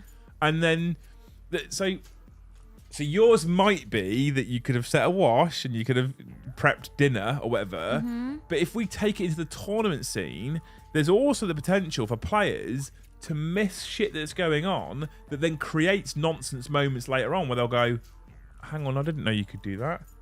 Because that's another thing. The rules seem to be wildly open to interpretation. And that is a huge thing. We have had, but again, this is the overcomplication of rules. And it's Games Workshop, who at the start, 9th edition's had a beginning, a middle, and an end, right? We're coming into we feel like we're coming into the end because we've talked about 10th edition quite a lot, right? when an author writes a story and they have a beginning and a middle and an end, they normally know roughly when they start to build this narrative what said beginning, middle, and end looks like before they then flesh out the story. I feel like with 9th edition, when Games Workshop started at the beginning, they didn't know the middle and they didn't know the end. Because they've just made this shit up as they've gone along. There's certain rules, you guys know, there's certain rules that have been introduced, i.e. things like Armour of Contempt, which are emergency fucking patches to a leak. But they're just loosely stuck on, kind of flipping a little bit as the water's still kind of coming through. Because Armour of Contempt, let's face it, look at the Space Marines win rate, has helped fuck all. And so it's wildly complicated with lots of rules interactions that sometimes don't make sense. It's not even that they're open to interpretation. They just don't make sense sometimes. But and it's so bad, right? I have a team of people. My team of people include playtesters, although we're not currently playtesting, registered playtesters, right? And there was a discussion in our WhatsApp group this evening about a rules interaction for one of our players' armies. Because rules as written, they could do what they wanted to do. Rules as intended, however, we believe it's not supposed to happen that way. And the rules as written versus rules of intended argument, chat, happens all the time. And again, I think that's indicative of a bad rule set. If you could interpret it this way or this way or this way, that's a bad rule set. So what you say there about it could be wildly interpreted, I agree with you, and I think it's bad. I think that's negative. Also, the kit getting started, massively off-putting. Massively off-putting. What do you mean by that? That's interesting. Like, first, is there just one book? Is there 2 books? Is there 2 books and a supplement? Then there's dice. Not just 1 pack of dice. You might need 2 or 3 packs of dice. You can't go into a shop and buy a box. It's several boxes for a whole army. Then the board, and then what goes on the board, and then changing what goes on the board. Welcome to Loose Rants. And it's just a bit like, this definitely attracts a certain type of gamer. This isn't a universal game at all. So one of the things we did talk about at night, Tim, by the way, one of the things we did talk about...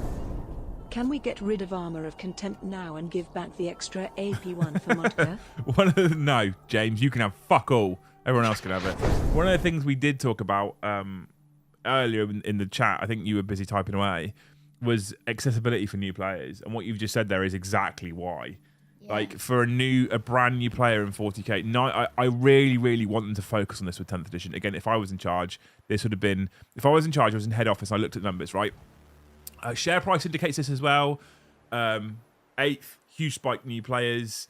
There's a lot of people that...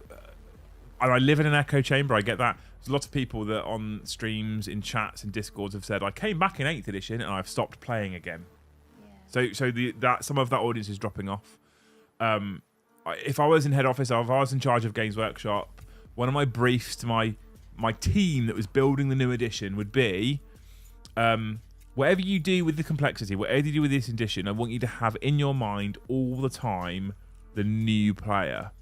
I would love to go into Warhammer World with a table that's not set up at all. Like, it's just a kitchen table, and for them to be like, right, gonna play some Warhammer.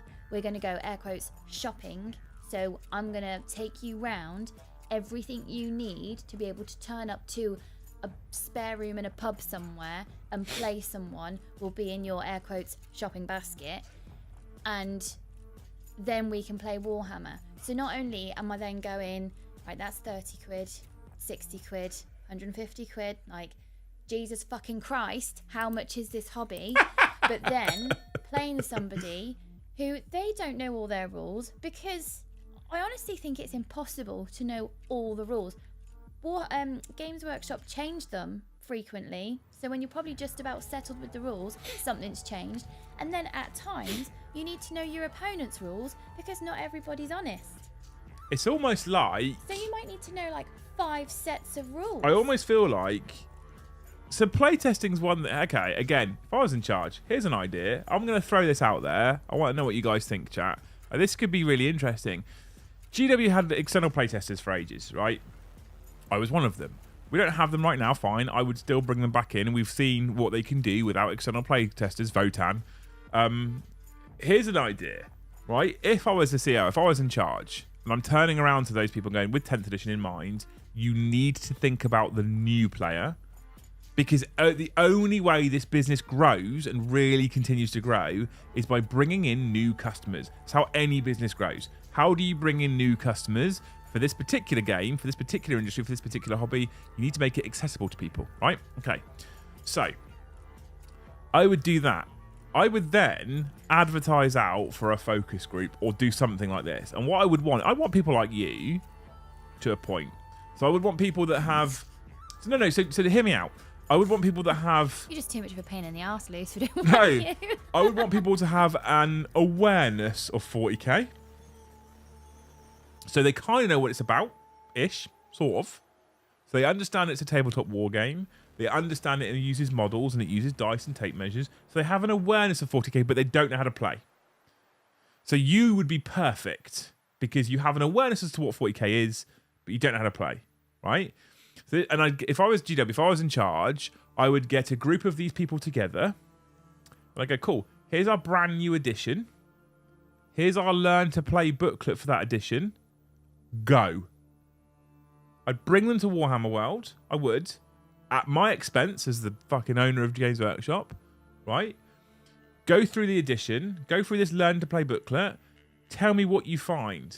And if within half an hour you're all at my desk going, what the fuck is this? What's this nonsense? What's this mean? I think we're probably past it now. With the way that computer games are, now you can get these like goggle things where you are in the game. You sound so fucking old sometimes, by the way. I think Games Workshop as a tabletop game, I think they've probably gone as inclusive as they can, because no matter how much they round off the edges, it is still a very complicated game. I don't think they are as inclusive as they can. I think that's okay, so maybe they're not as inclusive as they can be, but maybe they can't be as inclusive as they want to be, because it's just it attracts a certain type of gamer. But I genuinely think, not calling the rest of the world stupid, but I genuinely think you need to have an appetite for a certain kind of mental stimulation to be able to follow. Are you calling all of our audience just super clever? Very clever. Yeah. I genuinely do, though. And again, I'm not trying to call everybody else stupid, but there's some people who will stand on my allotment and go, oh, fuck me, shoot me now. Please take me off of here in a coffin. I'm so bored. Whereas I really love it. I love physically spending my energy, because there's a lot of pent-up stuff being around children all the time. You can't scream in their faces. You can't. Yeah. So I then go up the allotment and I swear a bit up the allotment, or I go and walk the dog and I physically spend that energy. There is no way I could do the homeschooling around R2 with the buttons they push on purpose and then stand there waiting for somebody to meticulously, inch by inch, place 200 models. I would actually jump across the table and strangle them. Yeah, I think it doesn't stimulate me in the same way. So this is what we talked about on Wednesday, people. If you missed Wednesday's stream, we talked a lot about the new Arcs of Omen, and I'm like, actually feel like Arcs of Omen could be the gateway drug for new players. Like, I feel like that's where we solve this problem in 40k. If Arcs of Omen, if they always have a rule set available that's 500 points, that removes monsters and vehicles and bikes and stuff like that, I feel like that becomes the gateway into the bigger picture of 40k afterwards. I think that's probably the answer. I think when we talk about accessibility for 10th edition... Devil's Advocate. It used to be the case that most GW customers don't play games, they just collect/paint/model. So GW don't need the gaming part to grow the hobby?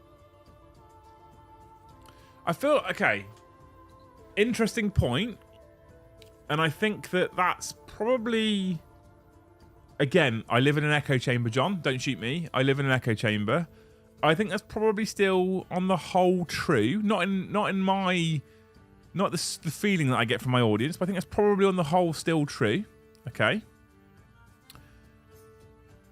But the gaming side has grown quite quickly over the last few years. 8th edition was one of the biggest causes of this. And I think that the gaming side of it and selling the social aspect, and because you know what, if I collect 40k and I want to play, I need someone to play with. Brom got into the hobby because of me. So I generated Games Workshop another customer. Because I wanted someone to play 40k with. And I convinced Brom this was the best thing since sliced toast. Please go and buy yourself an army so I can play with someone. Do you know what? I don't think I've ever seen a 40k advert ever on telly or mainstream. No, and I don't think we ever anything. will. I think they heavily rely on mates dragging their mates in. Yeah. So although, John, I don't necessarily disagree with what you're saying, I think that by having a strong player base who then want to go and get their mates involved in playing, I think that that is a relatively sound... You're essentially relying on customer reference-ish, right? And I think that's a sound intent from Games Workshop to do that. And I think that... But then if we all had the same hobby, it would be bloody boring. The other thing is, you have to realise that the gamers in the industry are probably bigger spenders on the whole. And there is anomalies in this. There is people that break the rule. But I think they're probably bigger spenders on the whole. Combat Patrol was meant to solve that, and it did. Combat Patrol did fuck all.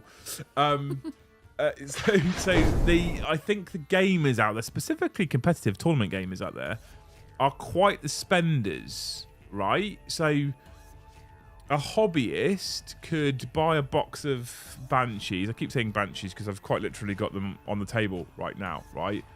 So a hobbyist can buy a box of Banshees, and then this is enough for them for a very long time to paint these up. A gamer needs 2,000 points. And I dread to think how many gamers I know that have come to one of our GTs and then subsequently walked away with £200-300 worth of models I don't know as how they people start do the it. next project because they think I didn't do very well with my Eldar this time. I didn't do well with my Dire Avengers. So what I'm going to do is I'm going to start Tyranids. It's weird. It's hard. We don't have the statistics. It'd be very interesting to know the statistics. And I don't even know if GW have the metric. This is something that I think I might need to look into to see if I can find some data. Be very interested to know player base. It would be very interesting to know player base versus customer base. See if we can work out some kind of rough comparison. I don't know.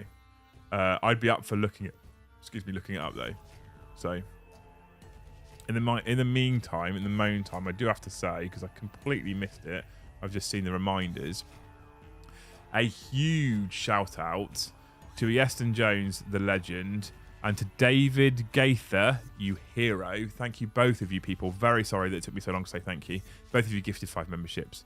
Puts us on 23 new members tonight. Thank you so much. It means the world to us. If you've been gifted a membership, if you've been lucky enough to receive a brand new membership, please make sure you use it. ! Discord in chat. Come and join us in Discord if you're a member. If you're not a member, you can join in Discord, but you won't be able to see fuck all. So if you want to come and join us in Discord, it costs you £2 a month if you want to be in Discord, unless you want that members only content as well. If you want the members only content as well, that's £5. And I think it's good value. Hot take. Competitive gaming is accelerating the rule creep due to how much competitive players play, thus needing more content more often. I agree completely. I feel that's a mistake. I completely agree with you. I feel like it's a mistake. Kill team or even like Vaults, small scale army or small model count with back and forth action. Yeah, I agree. I think that it's a good gateway. That how much hobbyists will outnumber competitive though, quantity over quality. I'm a big spender and I'm so very far away from competitive, says Warmaster Will. Preach. Warmaster Will individually funds Forge World. Do you think Pile of Shame is bigger for most? Put a number in chat for how many armies you have. There's a shout out from James. This is interesting. Do you think Pile of Shame is bigger for mostly players than mostly painters then? I'd be shocked, to be honest. Yeah, I kind of do though, Laura. I feel like there's a fair few people out there who will go away and start buying a new army because they've lost with a blah blah blah. So I've been this person for a while. Maybe I'm just maybe echo chamber, and then they fall out of love with that one and they change their idea a few times before they go to the next event. I dread to think how much stuff I've given away because I bought a load of stuff thinking this will be a great idea for a competitive army.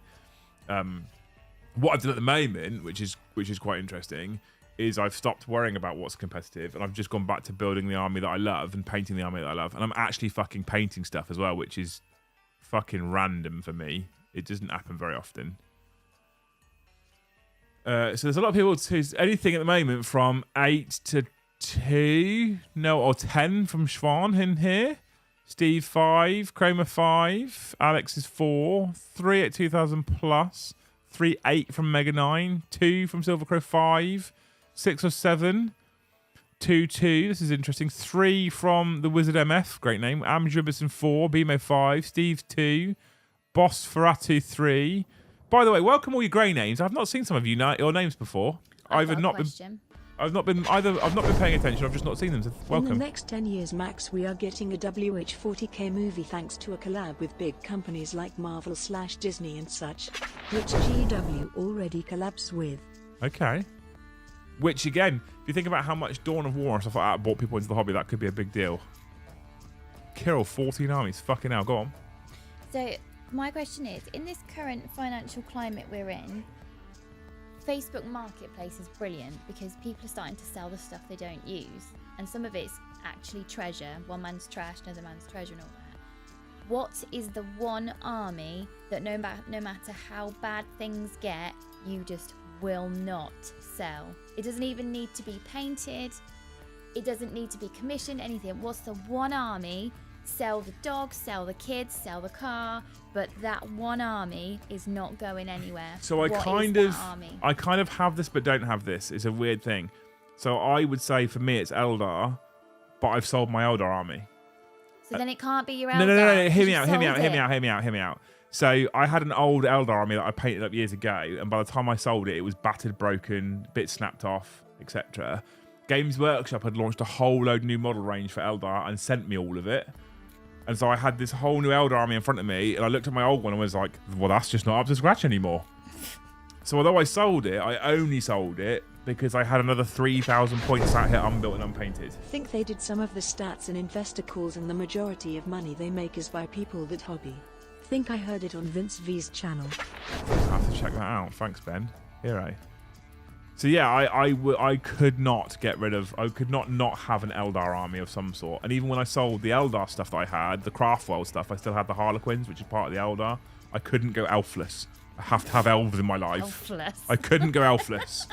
What about you, Lat? Well, come on, chat. Which is the ones you would not get rid of? Mega Knight says Custodes. Balrog says Toaster Boys. Black Templar says Dakota.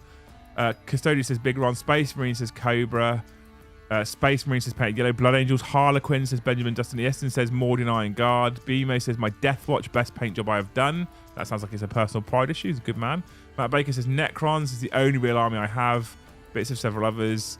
Warmaster Will. 1000% Krieg. Never sell them regardless of how bad they get in the meta. Krieg for life. Seconds record size. Admax says John. First army I fully painted and was proud of. It's interesting that a lot of people, it's not even about how they play. First time I've painted I was proud of. Yeah. I didn't think for a minute it would be they play well. Ryan says my Night Lords, which is my first and only fully painted army. For me, my Heresy stays with me. Marines and Mechanicum. Think my 40k stuff goes. Maybe I'll keep my Quins. Back in February of this year, Goonhammer reported that 13,300 players competed in ICC tournaments. It's a trap. Don't tell her. That's interesting, Andrew. Actually, Andrew Donald says, back in February of this year, Goonhammer reported that 13,300 players competed in ITC tournaments, where the 40k subreddit has 462,000 people. Also, site traffic for Warhammer community has 2.8 million people. That's interesting. Okay, interesting. Sisters says Kale. Sisters says Steve. Necron says Norse Monkey. Krieg says Wizard MF. Krieg is so popular. Jack says Grey Knights. Raven says Krieg. Space Wolf says Craig the Cal. This is an interesting question, actually, Luce. Really interesting question. I do have some. It's just Space Wolves, would you keep the bike or the elves if it came to it? Oh, I would just divorce. Space Wolves, first army, best army, my wolves, Metal Sisters, Eldar, all flavors, Sylvaneth and Zinch, cheating with them. Votan, if you would suggest to me to sell my warhounds, I would go on a tantrum, says Procrastinate, and add my army, but I don't have one, says the Silver Crow. Raven Guard, both my Death Guard and Custodians will stay with me. I once thought I'm done with the hobby and sold everything. Big mistake. Yeah, as a guy I used to play with, he did the same thing and regretted it forever. Both my Death Guard, we've just read the one. I'd sell any of my Games Workshop armies if I needed to use the Toxic Hobbit. That's interesting. My Ultramarines still have to finish the whole chapter. Space Wolf Army and Gaunt Ghost Kit, says Adrian. Idneth, says Laura. I love my 15,000 points of Alpha Legion, but the work I've done to convert units to crew is insane. Never getting rid of them. Ultramarine, says Dylan. I have built and painted in the 90s. Would never get rid of it. I've had it longer than the kids. Guard or Custodian says Super Strudel. Raven says he's forgot about his AdMech. Wildy is fucking hell. Resin Krieg, not much plastic. Chaos Demons for me, says Rory. Ugh, look at you lot. Fucking plastic whores. Plastic horse. Right, I'm going to show you something very quickly, right? Because I made a new thing, and what we're seeing is a lot of people from our beautiful community going to GTs, right? So I'm going to share something with you, okay? Bear with me, team. The reason why I'm thinking about this is we talk about events, we talk about editions, right? We know that 10th edition's coming, and next year, well, sometime soon, Luce and I need to sit down with Factorum, and we want to work out the events calendar for next year for the GTs, yes. right? So if you don't know, we run it as deploymentzone.tv. We run a GT at the end of every single month. 40k GT, 2,000 points, ITC registered. And it's quite chilled. It's really, really fun. It's really, really chilled. It's a great time. And actually what we found over the course of the last 3-4 months is a ton of people from this community has been coming and joining us. So I've done some things. Now, recently I've upgraded the Deployment Zone homepage. This looks very new now. Very, very new. A lot more professional than it used to be, right? Now, if you don't know what DCTV is, it's a website where we put on loads of extra content. In fact, if I click the all content button, you will see that we move into a Netflix style of content, and there is tons and tons and tons and tons and tons of content on Deployment Zone that you can go and hang out. Painting tutorials, Den of Imagination, podcasts, DCHQs, combat schools, narrative series, etc. Right? There's loads of content on here. Anyway, what I've done, so talking specifically about GTs, what I've done for GTs is I've built a new thing on DZ. So we do have a community section up here, which looks like, I'd have to log in, which looks like a Facebook page essentially. And what I've added is I've added an events page. Now this isn't pretty right now. This is just working, which is a step in the right direction. If you look here, we've got the Deployment Zone GT with the link to Eventbrite, which is for tickets for the GT in November. And if I click on more details, it just loads this big page, right? And I can add it to my calendar and stuff like that, okay? And what you can do there is you can find eventually the player pack, PDF player pack right there, okay, if you want it.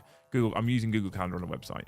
Now, at some point in the next month or so, Luce and I will sit down with Factorum, like I said, and we'll work out the dates for the whole of 2023. And if I was to go into this, for example, and look at December... You going to go to December for me? No. You'll see that on the 1st of December here, where is it here? You've got the calendar, and on the 17th, you've got the Deployment Zone RTT, because in December we just do an RTT, okay? If we were to then go to January, King of the North is on the calendar, which is another Deployment Zone event, right? I've just started populating this. It's super fresh. But lots of people have asked about GTs and stuff like that, right? And so I'm going to start adding them all to this calendar. So if you want to know when there's a Deployment Zone event, below you will find a list of the events available. Click on the event to find out how to book tickets, right? We're going to start adding all this stuff into the calendar. The DZTV events calendar, like I said, we've got the RTT there. We've got the GT at the end of this month, which is tomorrow. And we're going to start adding all of it onto next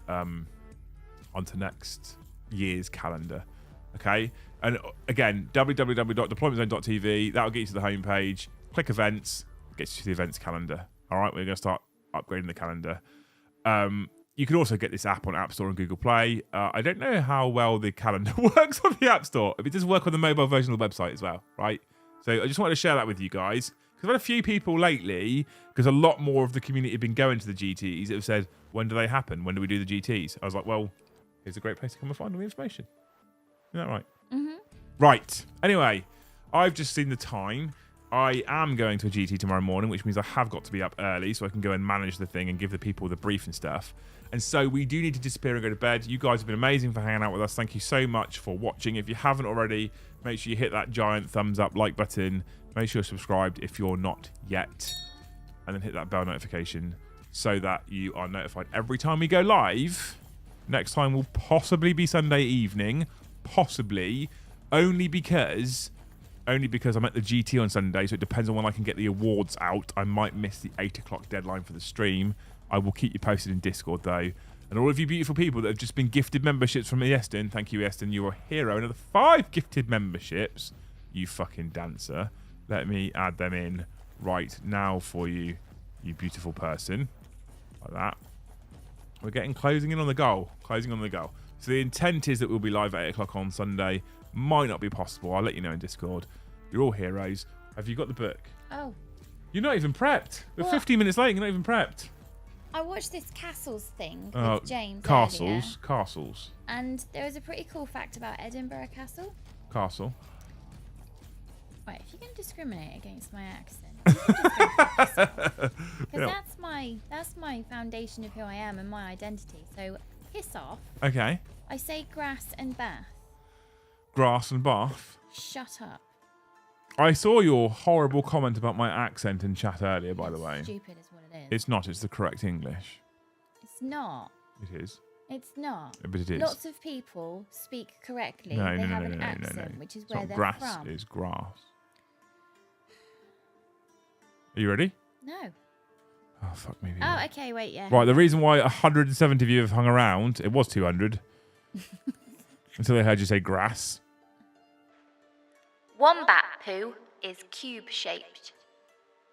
Fuck off. It is. He must have a square arsehole. No, it's cube-shaped. How is wombat poo cube-shaped? Did you say wombat pew? Yeah, poo. How is wombat poo He's cube-shaped? not speaking correctly. How is it? How does that? You Google can't. it. No. Google it. No. I'm Googling it. No. No. I want to see a picture. No. Google. It can't be Googling the cube-shaped poo. unless he's got a square arsehole. Wombat poo cube shape. Is it a cube or a cuboid? Or a rectangular prism? I think it's nonsense. I don't know how they would Images. pack it in the right shape. Yep, it's a square. No, not having that. It is. No. Yep. No. Yep. No. I'm looking at it. How? It's right there on He Google. doesn't put it. He doesn't put it for all the little shape toys that kids used to have. If It's not. If it's on the internet, then it happens. No, I think that's nonsense. Nope. That's a sting on the way out, says John. Anyway, hopefully I'll see you guys on Sunday for the Sunday show. Obviously, thank you very much for watching. We'll see you in the next one.